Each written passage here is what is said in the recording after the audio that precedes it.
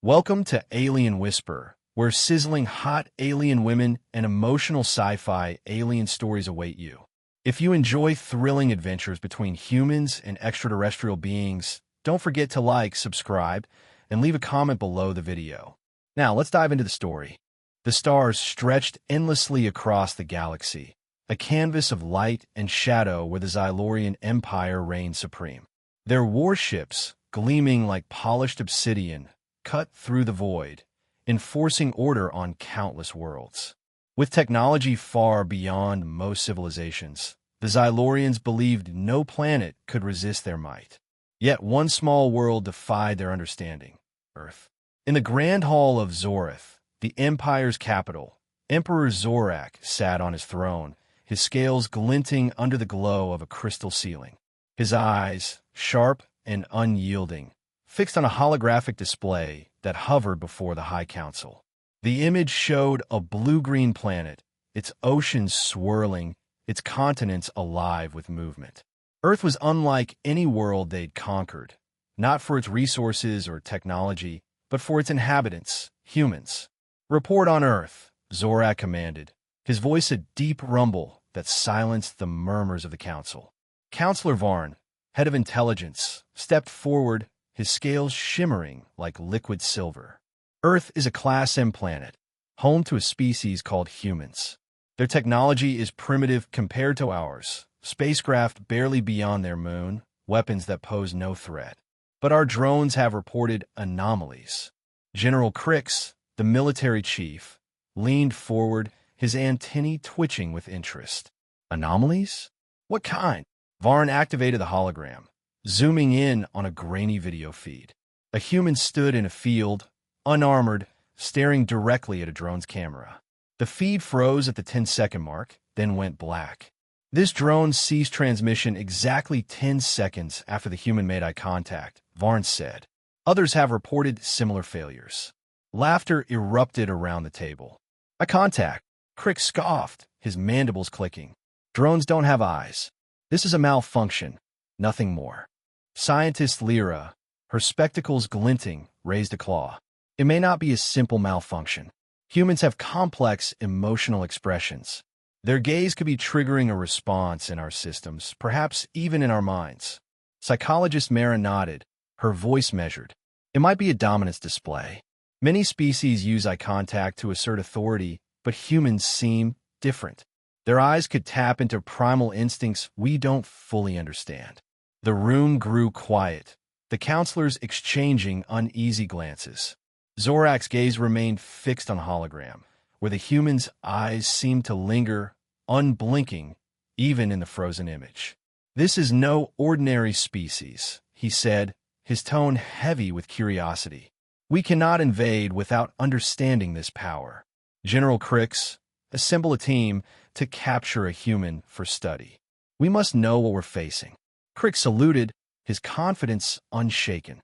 "It shall be done, Emperor. No trick of theirs will stop us." But as the hologram flickered, showing the human's piercing stare one last time, a chill ran through Crix's scales.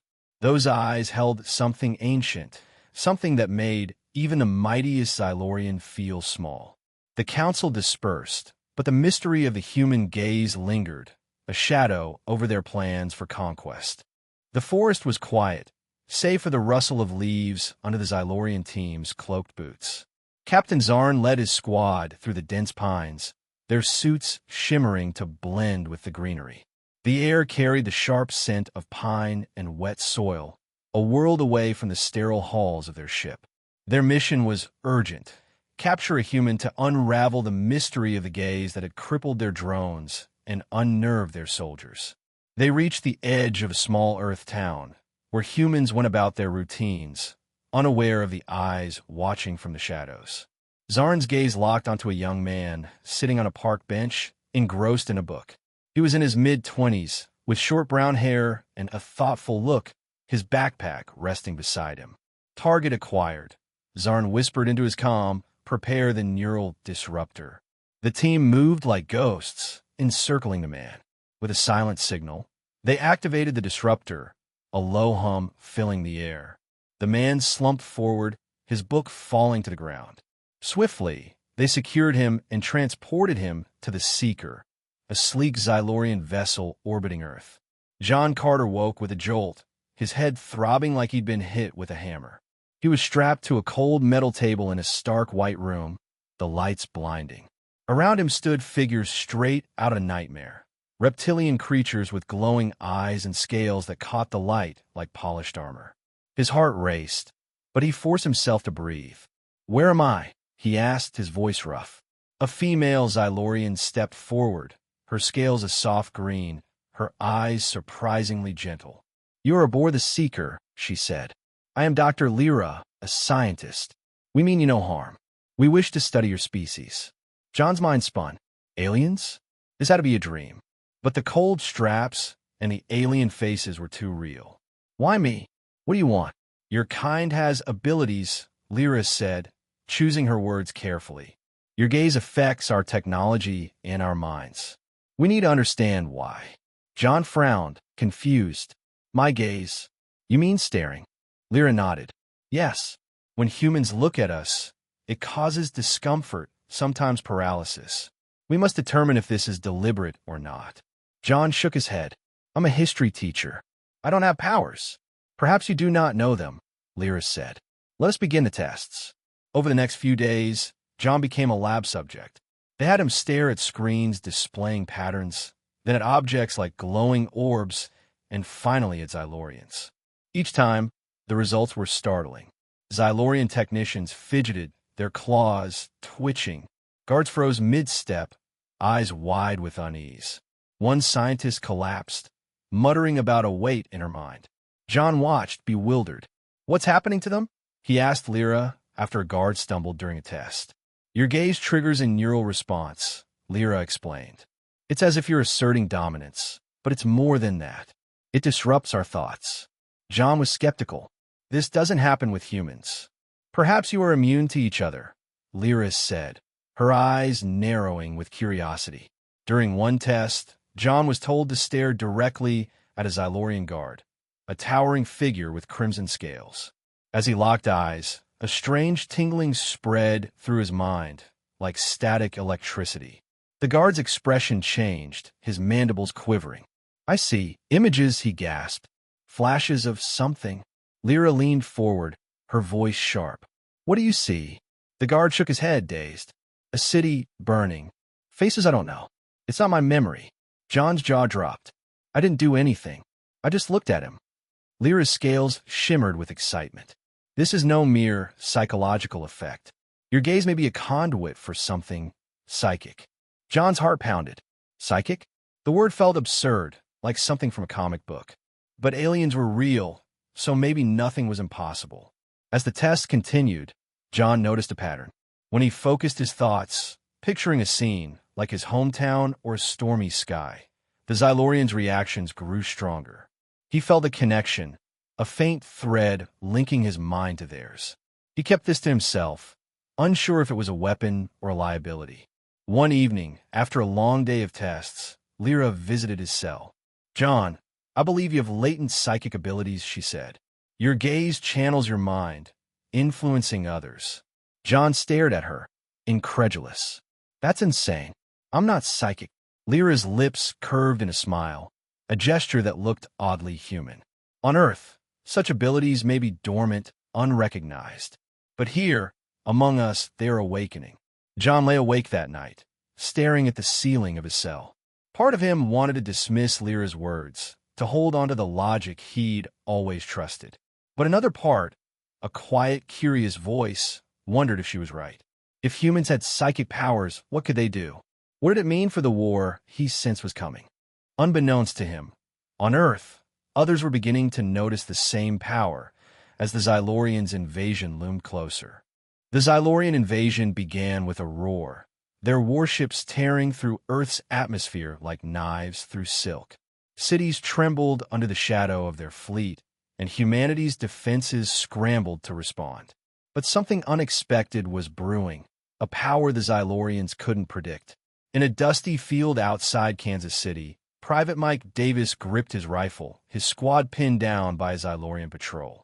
The aliens, clad in shimmering armor, advanced with mechanical precision. Mike's heart pounded, but he remembered the briefing. Look them in the eyes. Don't back down. He stood, tossing his helmet aside, and locked eyes with the lead Xylorian. The alien froze, its mandibles twitching. Mike didn't blink, his stare steady as stone. A pressure built in his mind, like a taut bowstring. The Xylorian's weapon slipped from its claws, and it stumbled back, muttering in its guttural tongue. Its squad hesitated, then fled into the dusk. Mike exhaled, a grin breaking across his face. It worked, he said, turning to his squad. We can beat them. Across the globe, similar stories unfolded. In Mumbai, a crowd of shopkeepers and students gathered in the streets, staring up at a Xylorian dropship. Their collective gaze sent the ship wobbling, its engines sputtering before it retreated. In Cairo, a group of teenagers faced a Xylorian tank, their eyes blazing with defiance. The tank's crew abandoned it, scrambling away in panic. The human gaze was no longer just a reflex, it was a weapon. But the Xylorians weren't ready to surrender. Aboard the flagship Conqueror, General Crix slammed his claw on a console, his scales bristling. These humans are civilians, not warriors, he roared. How are they stopping us? Scientist Lyra, now advising the War Council, adjusted her spectacles. Their gaze isn't just visual, General. It's a psychic projection, tapping into our instincts. We evolved to avoid predators' stares, and humans exploit that fear. Crix snorted. Fear? With the predators here. Equip our troops with visors to block their gaze. The visors, dark and reflective, were distributed across the Xylorian ranks. But they weren't enough. In a forest in Oregon, the Xylorian commando unit, their faces hidden behind the new gear, crept toward a human camp. Leading the defenders was Sarah Kim, a meditation teacher who discovered her psychic gifts early in the war. Sarah stood before her group, a mix of farmers, teachers, and students. Your gaze is your strength, she said, her voice calm but firm. It's not just about looking, it's about connecting, showing you're present. We're making them feel watched, judged. That's what breaks them. As the Xylorians emerged from the trees, Sarah focused, picturing a storm of lightning. The lead commando staggered, clutching his helmet. I see. Bolts of light, he gasped. His squad faltered, their visors flickering as Sarah's group joined in, projecting images of floods, fires, and crumbling earth. The commandos fled, their discipline shattered. In a Colorado bunker, world leaders watched the reports, their faces lit by screens. General Thompson, a grizzled American, pounded the table. This gaze is our edge.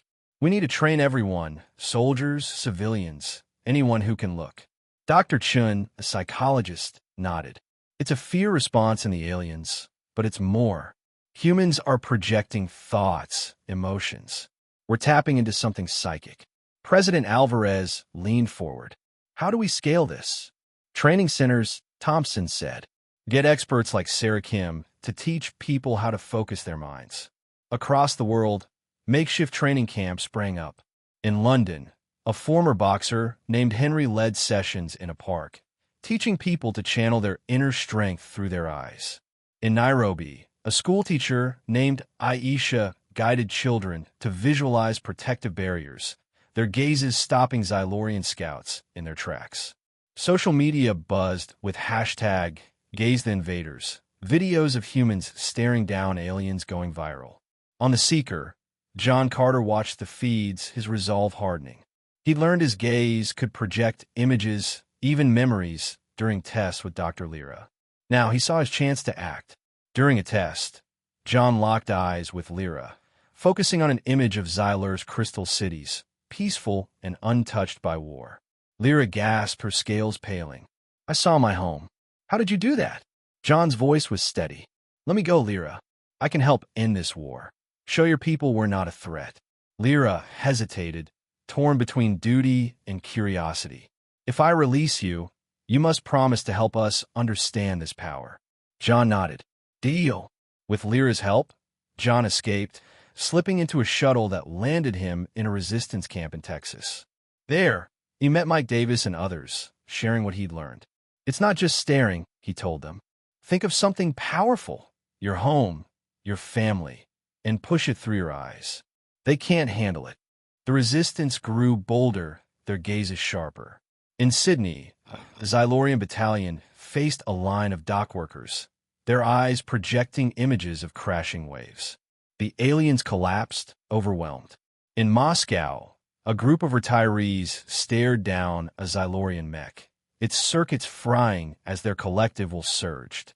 In the Xylorian war room, psychologist Mara presented her findings. The human's gaze triggers a primal fear, but it's evolving. They're projecting complex thoughts, emotions. Our visors can't block that. Crix's eyes narrowed. Then we escalate. Deploy the neural dampeners, block their minds. But the dampeners failed. In Chicago, the Xylorian assault was met by thousands of protesters, their gazes cutting through the dampening fields. The aliens retreated, their morale crumbling.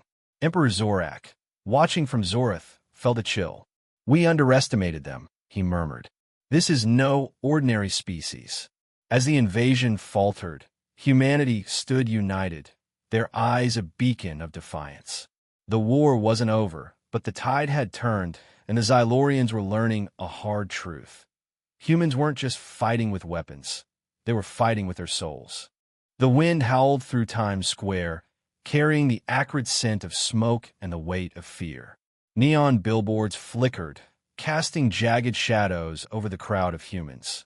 Soldiers with rifles slung low, civilians clutching makeshift weapons, and resistance fighters with fire in their eyes.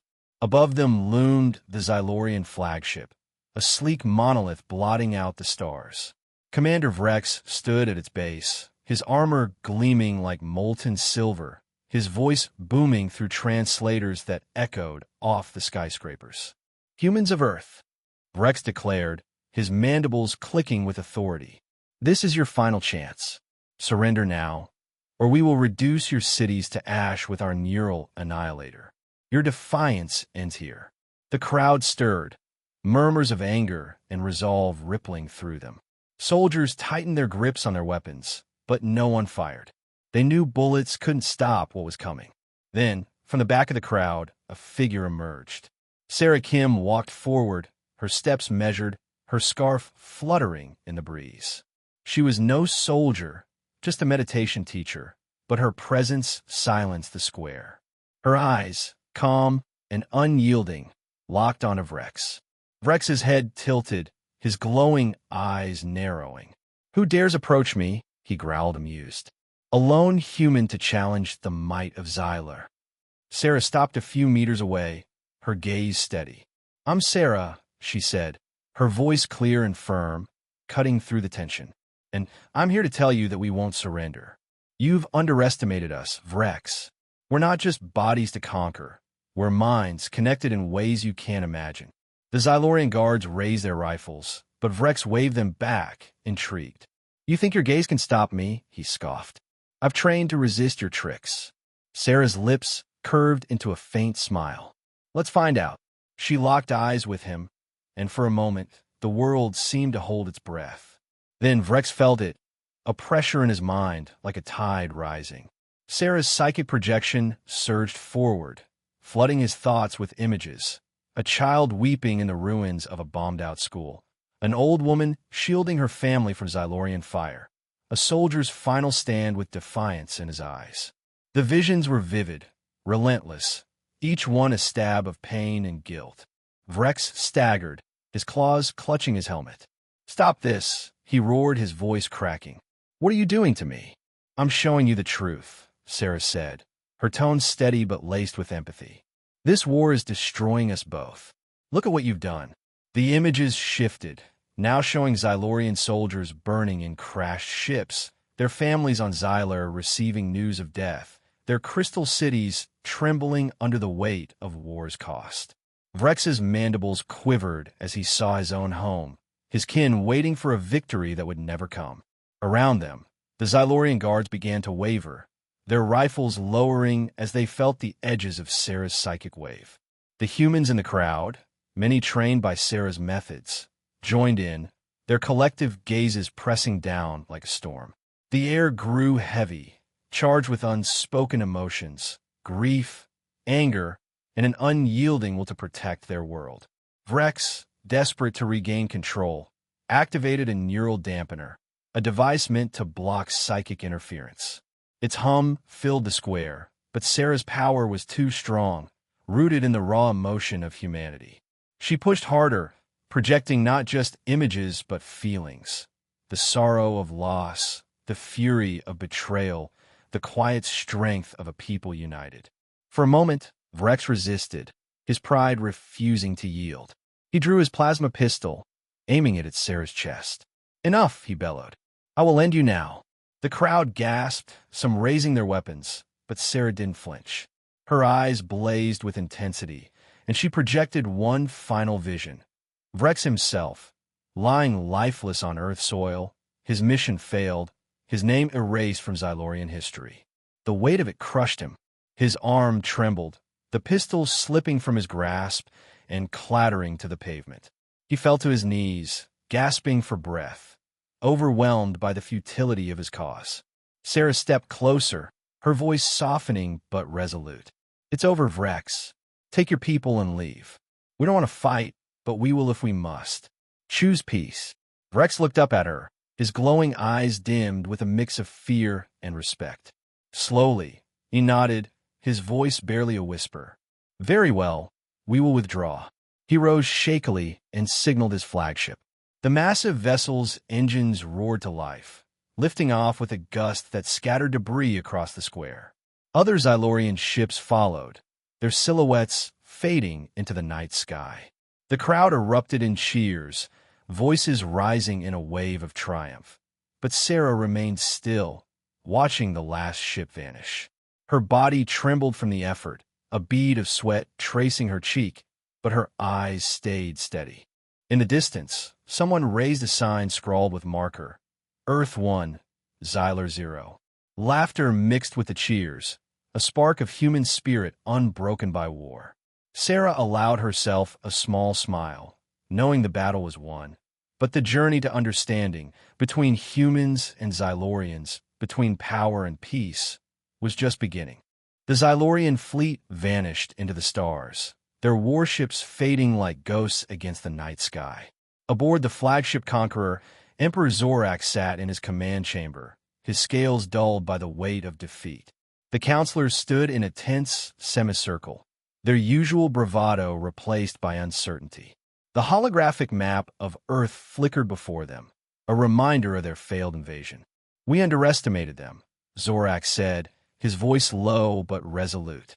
"Their gaze is not just a weapon. It's a force we cannot fathom.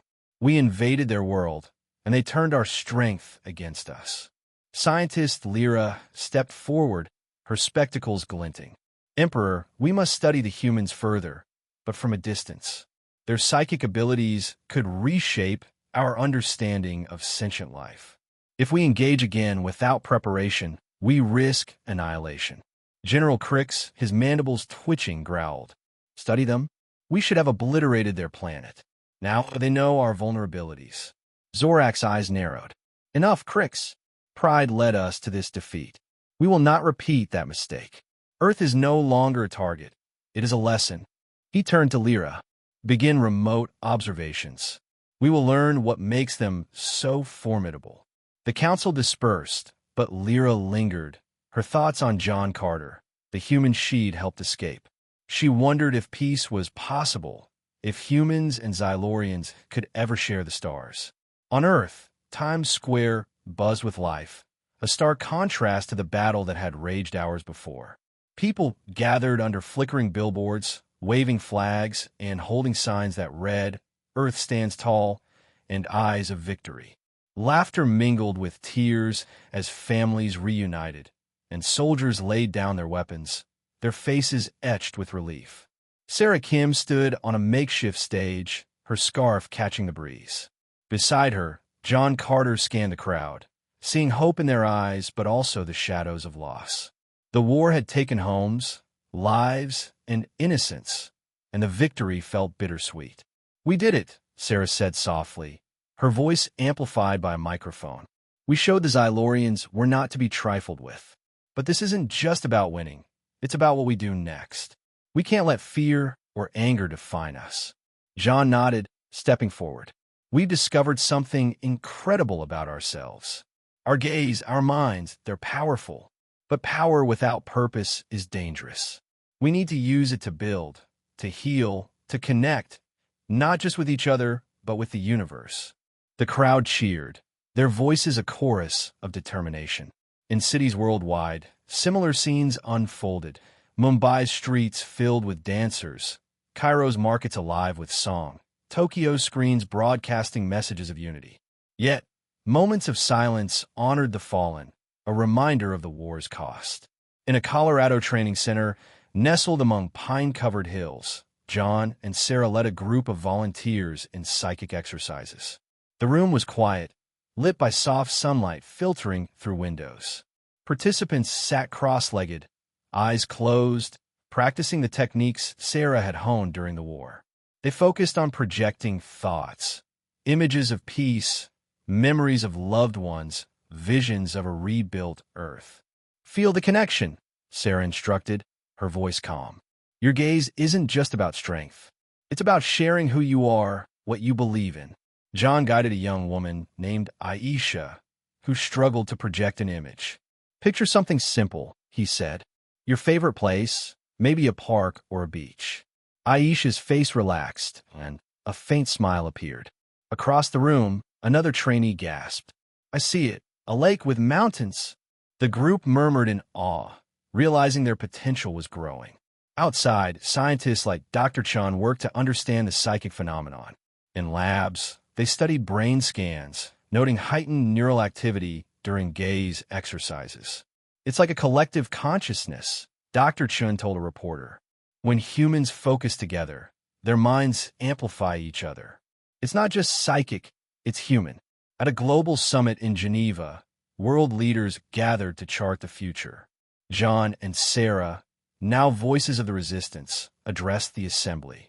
The room was packed, cameras flashing as they stood side by side. We've proven we can defend ourselves, John said, his tone earnest. But defense isn't enough. We need to reach out to show the Xylorians and others that we're more than warriors. We're builders, dreamers, peacemakers. Sarah's eyes swept the room. War showed us our strength, but peace will show our wisdom. Let's send a message to the Xylorians, not of conquest, but of dialogue. If we can understand each other, we can prevent another war. Some leaders hesitated, wary of trusting the Xylorians. They attacked us, a delegate argued. Why offer them anything? Because, Sarah replied, if we don't, we're just waiting for the next fight. We have a chance to change the galaxy, to show that strength and compassion can coexist. The summit ended with a decision. A delegation would draft a message to the Xylorians, proposing a neutral meeting to discuss coexistence. Volunteers, including John and Sarah, prepared to lead the effort, training their psychic abilities to communicate across species. Weeks later, John stood on a hill overlooking a rebuilt town, the grass green again, the scars of war fading. His dog, Rusty, bounded around, chasing fireflies under a star-filled sky. John's thoughts drifted to the Xylorians, to the countless species beyond the stars. Would they return? Would others challenge Earth? He thought of Sarah's words at the summit. We're not just fighters. We're creators, peacemakers. That's what makes us human. A smile spread across his face, a quiet confidence settling in his chest. Maybe next time, he murmured to Rusty, they'll come in peace. As he gazed at the stars, John felt a spark of hope. Whatever the future held, humanity was ready, with open eyes and open hearts, prepared to meet the universe as equals.